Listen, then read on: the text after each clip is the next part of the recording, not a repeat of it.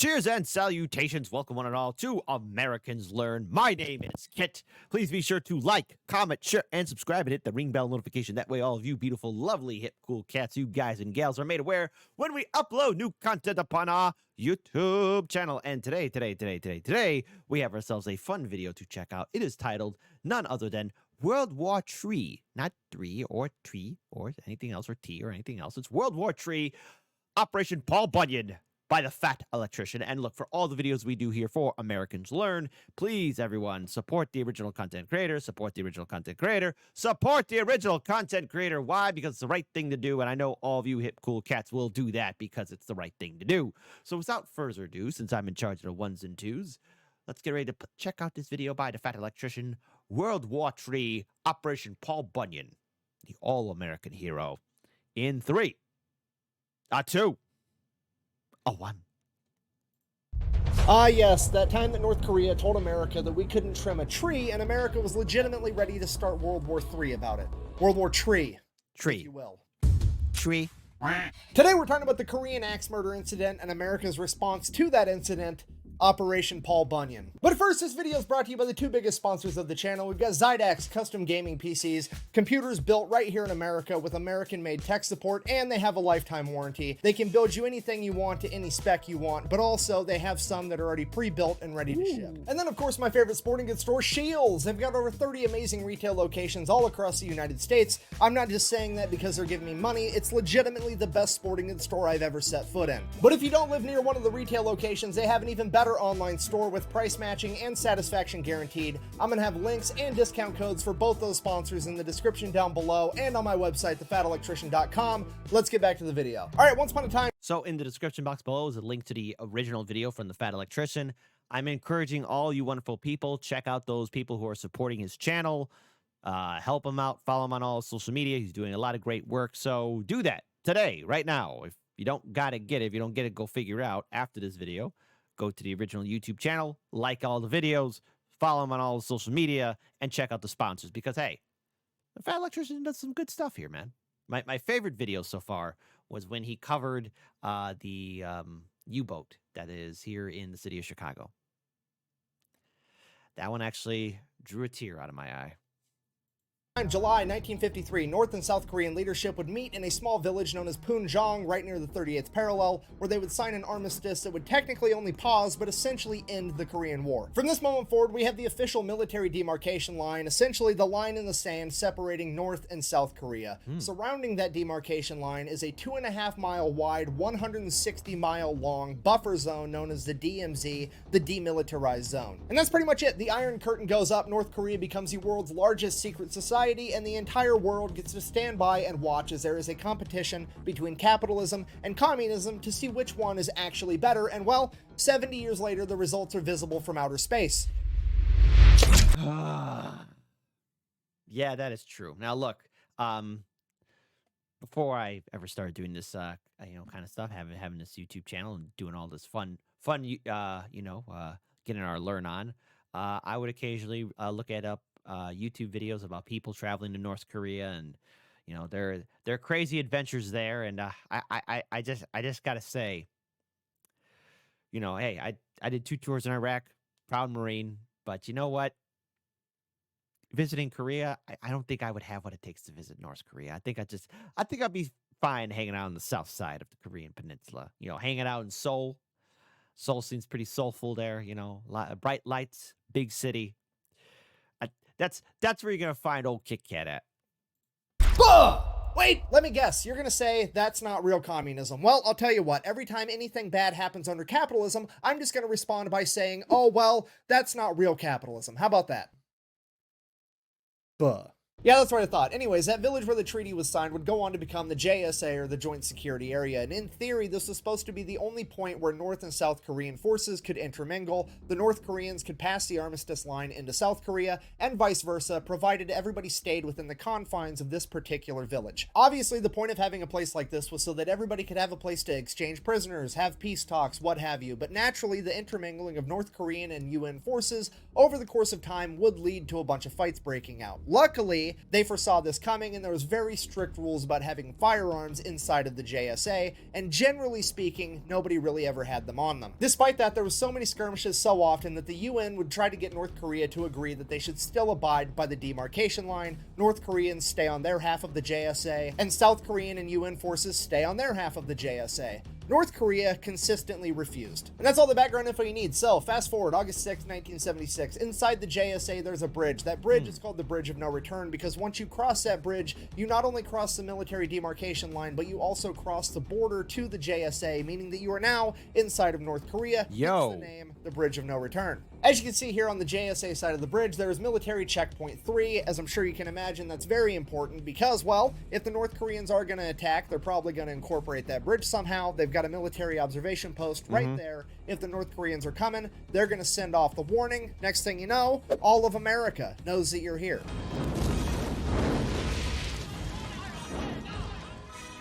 Now all of the UN knows that you're here. All right, but the problem is right next to checkpoint 3, there's a big-ass 100-foot-high poplar tree, and that tree is blocking the vision from all the other checkpoints from being able to see checkpoint 3, meaning that in theory, the North Koreans could invade, take out checkpoint 3, build up a big enemy force while using this tree as cover, and then take out the rest of the JSA. So this tree is a security issue. We got to get rid of it. Okay, so this is not a big deal whatsoever. That tree is inside the JSA. It's on the South Korean side, so it's technically in South Korea. So they send out some South Korean soldiers with some axes. They're going to go chop down this tree. That's going to be the end of it. No big deal whatsoever. Then the North Koreans show up being dicks, and they're like, no, you're not allowed to cut this tree down because we said so. That's why. And the South Koreans are like, what? Okay, well, I'm going to go get the Americans, and then we're going to come back, and then we're all going to cut down the tree together. Bye. All right, fast forward a couple weeks, August 18th, 1976. This time, a 15-man working party comprised of Americans and South Koreans. No. Those words. Those words! I'm triggered! I remember it! I remember it like it's yesterday. And only my fellow servicemen will remember. Working party. Hey, I'm forming up a working party. Those are words in which any young Marine or soldier or airman or sailor has to run from. Hopefully that you're not in eyesight or earshot of those infamous 2 words. Working party. I'll never forget it. Our company gunnery sergeant. Hey, I'm forming a working party. Hey, I need a working party. Hey, I need a working party. All you are now in my working party. I need a working party. I need a working party. I need a working party.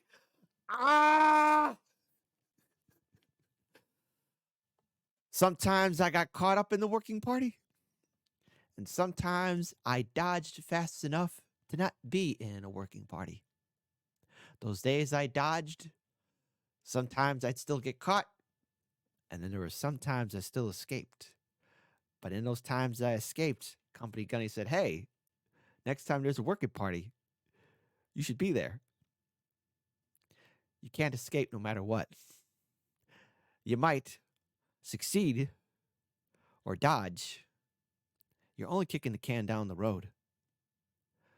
You're only kicking the can down the road. There is no escape from the working party. Or working party.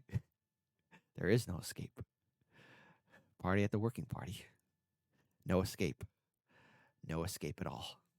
Koreans show up at this tree to cut it down. And once again, the North Koreans show up almost immediately. This time there's 11 of them, and they are being led by an officer nicknamed the Bulldog because he is well known and has a reputation for starting shit inside the JSA and instigating a bunch of fights. He then proceeds to tell the Americans that they have to stop trimming that tree because that particular poplar tree was planted by none other than Kim Il-sung, the founder of North Korea. To which the Americans, I'm paraphrasing obviously, but they were like, oh really, did he? He planted this tree? By himself. Kim Il-sung, the same guy that you guys think invented the hamburger and the burrito, and the first time he ever golfed, he golfed a 38 under par with 11 hole-in-ones, and his body's so efficient that he doesn't have to use the bathroom because he doesn't generate waste. That guy, he planted this tree. I don't give a shit. So they turned around and kept cutting down this tree. So at this point, Officer Bulldog sends a runner across the bridge of no return into North Korea. A couple minutes later, 2 trucks show up with 30 more North Korean soldiers, and they all get out with clubs. At this point, Officer Bulldog tells the working party again, stop cutting down the tree or else. And the working party, under the impression they're not actually going to do anything, ignores them and just keeps cutting down the tree. At which point, Officer Bulldog famously takes off his watch, wraps it in a handkerchief, sets it down,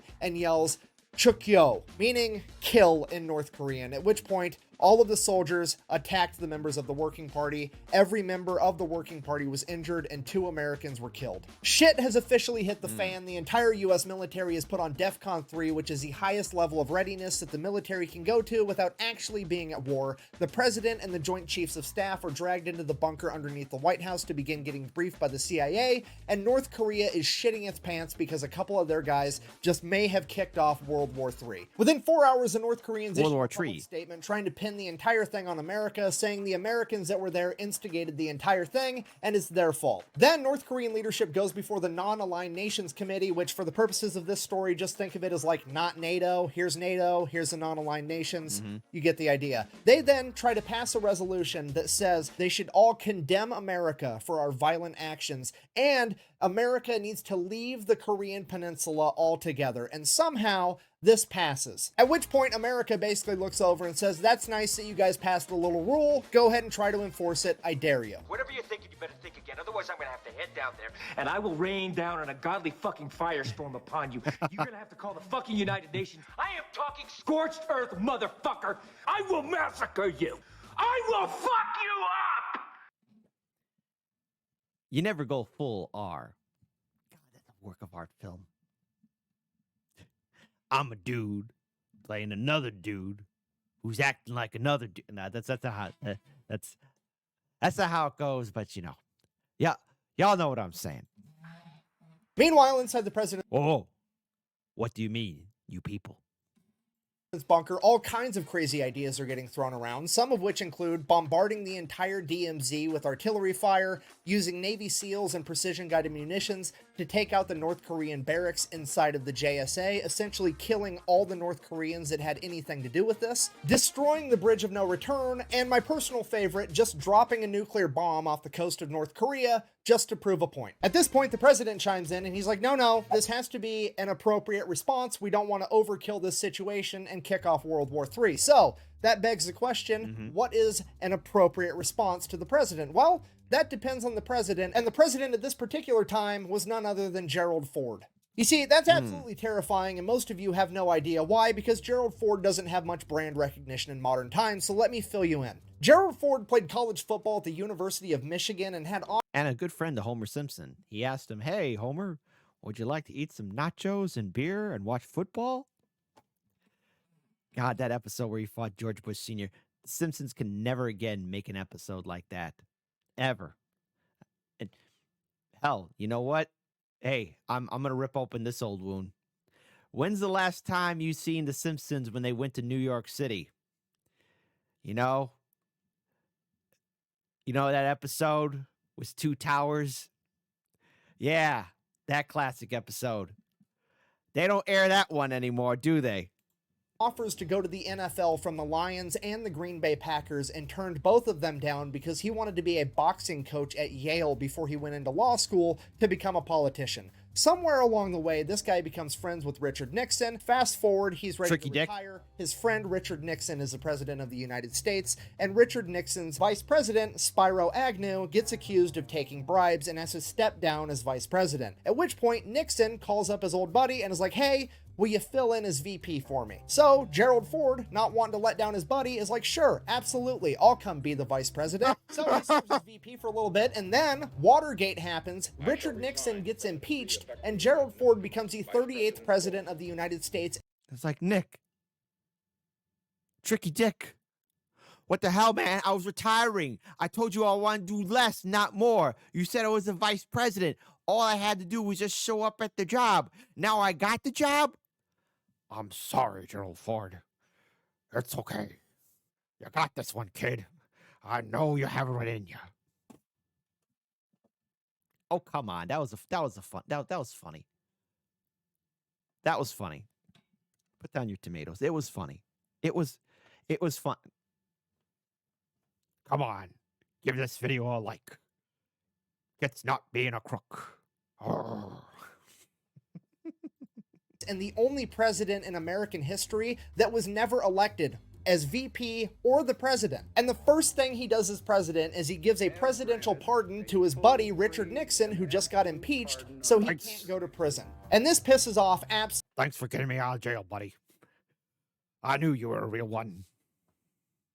Absolutely everybody, left, right, middle, doesn't matter. Everybody is furious with Gerald Ford over this. There is a 0% chance that he is ever going to get reelected right out of the gate. All right, so just so we're all on the same page, President Gerald Ford, your traditional football playing, boxing, manly man that didn't want the job as president in the first place and has zero hopes of ever getting reelected, as well as having a history of being willing to sacrifice his personal image and the future of his career just to help out the homies. And we're going to find out what this man deems as an appropriate response. But one thing's for certain, and it is that poplar tree is absolutely coming down. Fast forward 3 days later, August 21st, 7 a.m., a bunch of American and South Korean vehicles roll into the JSA, and Operation Paul Bunyan would officially begin. Yes. Inside of those vehicles, there is a 16-man tree trimming crew, and they are being escorted by 2 platoons of American grunts, roughly 60 guys, all carrying axe handles and pistols, ready to teach the North Koreans a lesson if they decide they want to try to stop them again. Now, is there supposed to be 60 guys in the JSA carrying firearms? No, but they're just carrying pistols. It's the smallest gun Uncle Sam has to offer because America is trying very,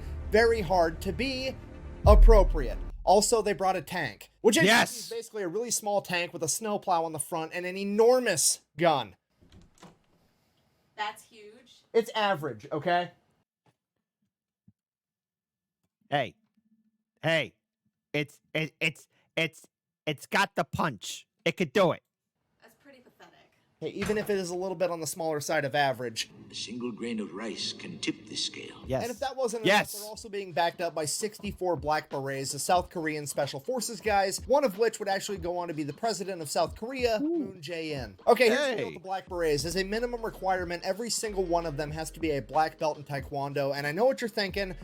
My nephew got a black belt in Taekwondo from the YMCA when he was like 13 years old. Big deal, okay? I realize it's the same word. Trust me, it's not the same thing. These guys could kick the shit out.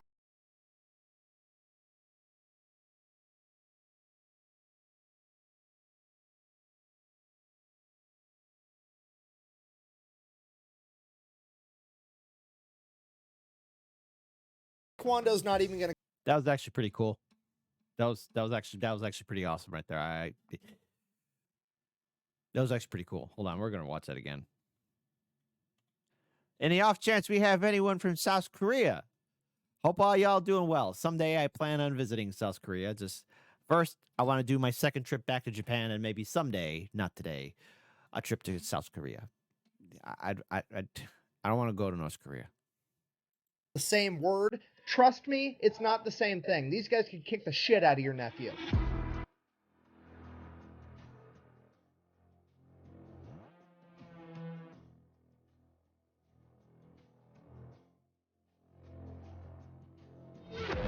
And the best part of all is the Taekwondo's not even going to come into play because as all the vehicles pull up, the 16-man tree trimming crew runs out, they start cutting down the tree, the Americans get out with their pistols and their axe handles, the South Koreans pull up, they get out, and they start unstrapping something from the bottom of their vehicles. Against the orders of their president, they had all snuck in M16s, grenade launchers, crew-served weapons, anti-tank weapons, and some of them even had claymores strapped to their chest. The South Korean Special Forces has officially come to party. At this point, they're looking over at the Americans like, really? You guys brought axe handles and pistols? What are you doing, playing fucking Jenga? At this point, the Americans are like, hey, I appreciate the effort. You guys are awesome. That's great. But here's the deal. The only thing better than breaking the rules and getting away with it is not having to break the rules and still getting away with it. AKA, you just gotta find that loophole and make them make new rules later because they didn't know that was an option. You see, they told us we can't have guns in the JSA. They didn't say anything about